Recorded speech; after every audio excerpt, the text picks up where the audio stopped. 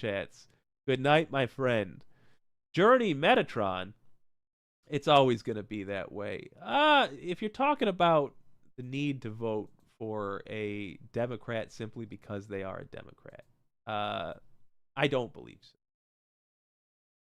I'll go into detail in a minute, but I think that progressives now have the infrastructure in place to to do the most valuable thing. It's the last thing I'll talk about for the night because you bring up a good point. Even if I misunderstood your point, it's one I want to talk about.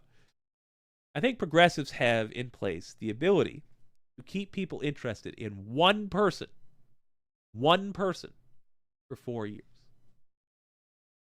I think if we use that to keep people interested in 4 to 5 people, 6 or 7 people as potential presidential candidates for the entirety of 28, if we have Biden constantly being compared to the progressive champion of the day, I think that puts an expectation that they'll run for president in the 28 ballot.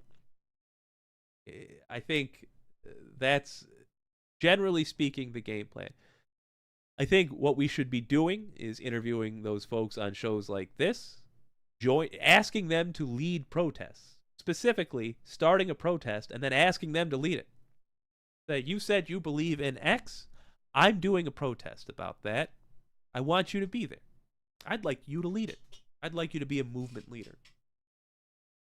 In other words, forcibly plant the seeds of the grassroots campaign.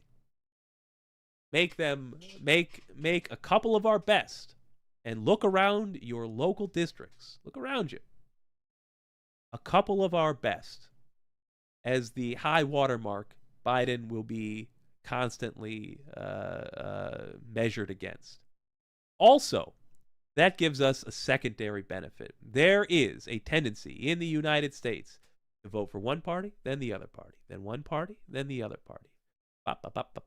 Because the baggage of the old is frequently carried over. Nobody wants the last administration to get a blank check. If Biden is seen as different than what the progressive would have done, that changes the primaries fundamentally.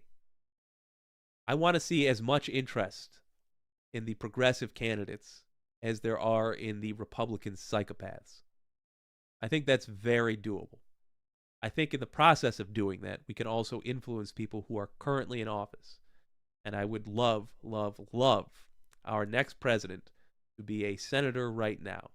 But I'll take anybody with a couple of cents in their head who is not inundated with debt to giant corporations. Y'all, thank you for joining me.